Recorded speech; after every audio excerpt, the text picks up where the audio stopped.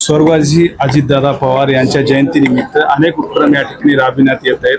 याच्यापुढे अजून कोणकोणते उपक्रम राबविण्यात येणार? स्वर्गीय दादांच्या जयंतीच्या निमित्तानं 22 जुलै ते 28 जुलै हे सप्ताह आयोजित करण्यात आला होता. त्यामध्ये वेगवेगळ्या कार्यक्रमाचं आयोजन होतं. अजितदादांना ज्या ज्या गोष्टी आवडत होत्या त्या सर्व गोष्टी पूर्ण करण्याचा प्रयत्न आम्ही कार्यकर्ते म्हणून केलेला आहे. स्वच्छता अभियान असेल, वृक्षारोपण असेल, आरोग्य शिबिरणी असेल, महिलाचे आरोग्य तपासणी शिबिर असेल, रक्तदान शिबिर असेल, असे वेगवेगळे कार्यक्रम घेत आहोत. आज देगलूर शहरातील ज्या ज्या खेळाडूंनी देगलूर शहराचं नाव लौकिक केलेलं आहे आणि ज्या ज्या शिक्षकांनी विद्यार्थी घडवलेले आहेत अशा सर्वांचा आपण आज सत्कार केलेला आहे, जेणेकरून देगलूर शहरातील खेळाडूंना त्यांनी केलेल्या खेळाबद्दल त्यांना आपण प्रसिद्धीपत्र देऊन त्यांचा गौरव करावा आणि आपल्यातील सुप्त गुणांना वाव देण्यासाठी त्यांना उत्साह यावा, हा मागचा उद्देश आहे. ज्या पद्धतीने आज सन्मानपत्र त्या खेळाडूंना देण्यात आलं, त्याच पद्धतीनं अनेक खेळाडू अजून सुद्धा या ठिकाणी तशाच पद्धतीचं पारितोषिक घेण्यासाठी उत्साह आहे. त्यांच्यासाठी आपण पुढे चालून काय करतो? संयोजकाच्या वतीनं आम्ही सर्व महाविद्यालयाला, शाळांना विनंती केली होती की जे जे खेळाडू घडलेले आहेत आपल्या देगलूर शहरामध्ये त्या सर्वांची यादी द्यावी. ज्या ज्या पद्धतीने यादी आलेली आहे त्या पद्धतीने सत्कार केलेला आहे.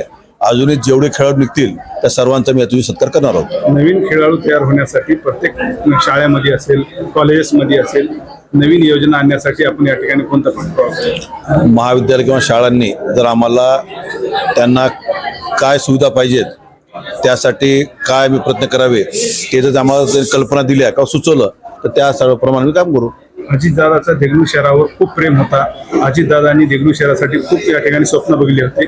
ते स्वप्न या ठिकाणी अपूर्व राहिले, तर ते अजून स्वप्न चांगल्या पद्धतीने पूर्ण करून घेण्यासाठी आपण या ठिकाणी आताचे उपमुख्यमंत्री ताईला या ठिकाणी आणणार.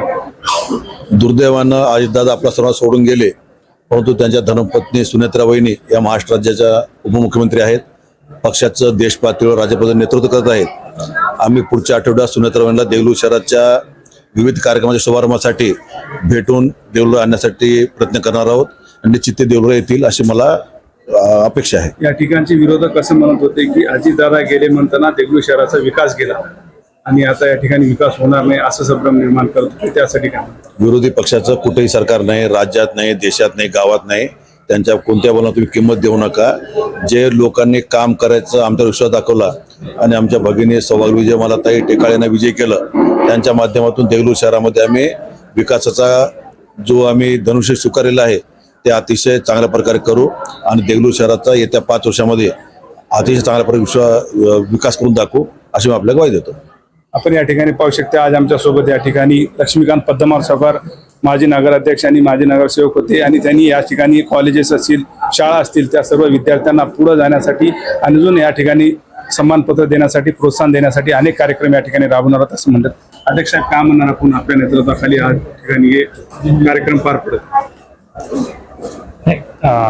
आमचे नेते जे त्यांच्या जयंतीनिमित्त आम्ही जो कार्यक्रम आयोजित केला आहे 22 ते 29 त्या पद्धतीनं ह्याच्यापूर्वी आमचे कार्यक्रम झालेले आहेत आणि आज देगलूर शहरातील जे काही खेळाडू होते आणि ज्या खेळाडूंना घडविते ते गुरु त्यांचं आणि ह्यांचा सत्कार केला आणि भविष्यात सुद्धा असेच चांगले कार्यक्रम घेऊ आणि जसंच उद्या अजून आमच्या पक्षाकडून वृक्षारोपणचा कार्यक्रम आहे, लगेच अजून पुन्हा रक्तदान शिबिर आहे.